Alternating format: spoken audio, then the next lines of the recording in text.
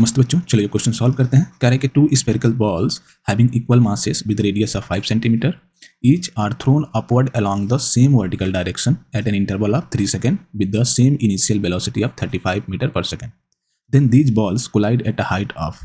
ठीक है, बहुत ही सिंपल क्वेश्चन है। इस तरह के क्वेश्चन हम पहले भी कर चुके हैं। आप देखिए, मान लीजिए ग्राउंड है, ग्राउंड से क्या है ना, हमने पहला बॉल थ्रो किया। ठीक है, तो पहला बॉल थ्रो किया, फिर दूसरा हमने 3 सेकंड बाद थ्रो किया। दोनों यहाँ पे मान लीजिए कोलाइड हो रही हैं। तो मैं मान लेता हूँ पहले बॉल का हाइट h1 है, दूसरे बॉल का हाइट h2 है, और दोनों जहाँ पे ये टकराएंगे ये हाइट ग्राउंड से क्या होगा, सेम होगा। ठीक है, पहला कंडीशन।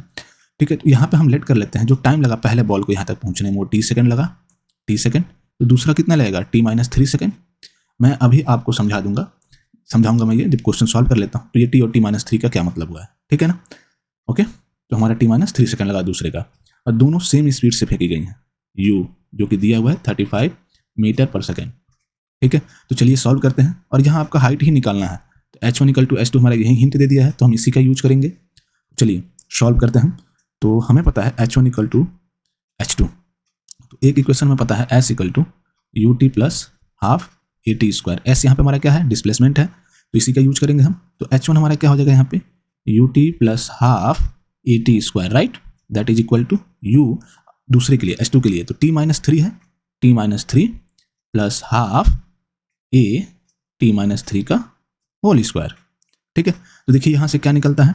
आप एक काम कीजिए, इस u वाले टर्म्स को एक तरफ कर लीजिए। तो ut - u t-3 that is equal to half a। ठीक है, मैं यहाँ हाफ a कॉमन ले रहा हूँ, ये इधर आएगा, तो कितना हो जाएगा हमारा t-3 का whole square minus t², right. तो चलिए इसको सॉल्व करते हैं। तो ये हो जाएगा हमारा सिंपल। यहाँ अगर ut - ut +3 होगा, 3u, तो ut से ut कैंसिल आउट हो जाएगा, तो ये +3u बचेगा यहाँ पे, राइट। यहाँ हो जाएगा हाफ a, इसे सॉल्व कीजिएगा, t² + 9 - 6t, ओके, -t²। तो ये तो कैंसिल आउट हो गया, t² से t², क्या बचा यहाँ पे, हाफ a 9 - 6t, राइट। यहाँ से देखिएगा, इसमें से 3 और कॉमन ले लीजिए, तो आपका आ जाएगा 3/2a, ये हो जाएगा 3 - 2t, राइट। तो आपका यहाँ क्या आ जाएगा, 3u। तो यहाँ से 3 से 3 भी कैंसिल आउट हो गया, तो u = क्या बचा आपका, हाफ a 3 - 2t। अब वैल्यू रख दीजिए u का। u आपका कितना दिया है, 35 दिया था। a हमारा क्या है, एक्सेलरेशन है जो ग्रेविटी के थ्रू लग रही है, तो ये नेगेटिव होगा। इसकी वैल्यू आपको दे दिया है 10 मीटर पर सेकंड स्क्वायर। तो कितना हो जाएगा ये, -10, 2 का डिवाइड करोगे तो -5 आएगा। नाउ यहाँ पर आ जाएगा 3 - 2t। चलिए इसे सॉल्व कर लीजिए, क्या आ जाएगा ये, इसे कैंसिल आउट कीजिएगा, ये 7 टाइम में कैंसिल आउट हो जाएगा। तो क्या आ जाएगा ये, 7 = -3 + 2t।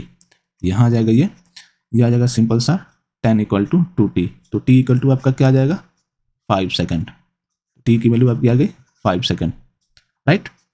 चलिए अब ये t की वैल्यू हम यहाँ रख देते हैं इसमें, तो हमें h मिल जाएगा आराम से। तो चलिए मैं इसे यहाँ पे रख रहा हूँ, let me change the colour, यहाँ पे रख रहा हूँ मैं, ठीक है ना। यहाँ सॉल्व कर रहा हूँ, तो कितना आ जाएगा, h1 हमारा, u 35 है, t हमने 5 निकाला हुआ है, यहाँ पे हो जाएगा -a की वैल्यू रख रहा हूँ मैं माइनस, ये -5 और t की वैल्यू 5 का स्क्वायर। तो चलिए ये हो जाएगा हमारा 175 माइनस ये हो जाएगा कितना, 125। ठीक है, नाउ आपका जो आ गया h1 = 50 मीटर, जो कि h2 के बराबर है। ठीक है, तो यहाँ पे आपका जो आंसर आएगा वो आएगा 50 मीटर। सिंपल क्वेश्चन, ठीक है ना। तो चलिए मैंने आपको कहा था ना कि अभी मैं t और t-3 का मतलब बताऊंगा, तो मैं इसे इरेज कर देता हूँ एक बार। आई होप आपने ये देख लीजिए, नोट डाउन कर लीजिए अगर चाहें तो। चलिए मैं इरेज कर रहा हूँ।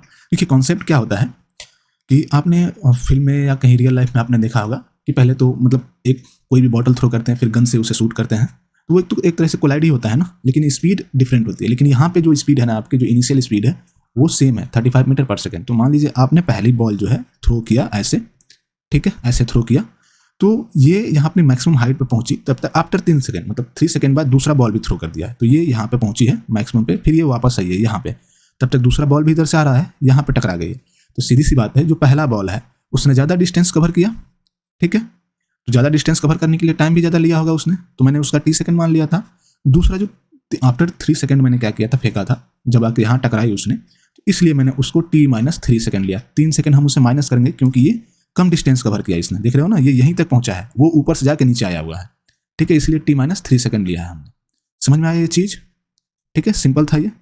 ओके हाँ, डिस्प्लेसमेंट इसमें दोनों का सेम होगा, क्योंकि डिस्प्लेसमेंट की बात करें तो आप देखिए, मैं फिर से समझा दे रहा हूँ आपको। एक मिनट, यहाँ पे ये ग्राउंड है, यहाँ से जब फेंकोगे आप तो बॉल ऐसे जाएगी, ऐसे जाएगी, ऐसे, ठीक है, ऐसे जाके ये जब यहाँ आई है, यहाँ पे बॉल आई है पहली वाली, ठीक है, तो इसका डिस्प्लेसमेंट भी आप निकालोगे ना, तो आप देखो यहाँ पे एच ही आएगा, ठीक है, ये यही डिस्टेंस आएगा, और यहीं पे दूसरा वाला भी जाके कर रहा है तो उसका, इसीलिए दोनों का डिस्टेंस सेम होता है, ठीक है, क्योंकि सॉरी डिस्प्लेसमेंट सेम होता है, डिस्टेंस नहीं, ओके, क्योंकि बात क्या होती है ना इस पर, आप जब ऐसे डिस्प्लेसमेंट निकालोगे ना, ऐसे जाके ऐसे आई है, ठीक है, तो यहाँ तक तो डिस्प्लेसमेंट आपका क्या हो जाएगा, ये वाला, यहाँ से पॉइंट ए से पॉइंट बी, ये 9th क्लास का कॉन्सेप्ट है, कुछ ज़्यादा डिफिकल्ट नहीं है ये, तो ये लौट के आई हुई है, तो यहाँ पे डिस्प्लेसमेंट आपका जो होगा ना वो 0 हो जाएगा, ठीक है, तो यही बचा ना आपका, वो कितना है, एच है हमारा, और दोनों यहीं पे हैं, तो H1 = H2 इसलिए आपका कह दिया जाता है।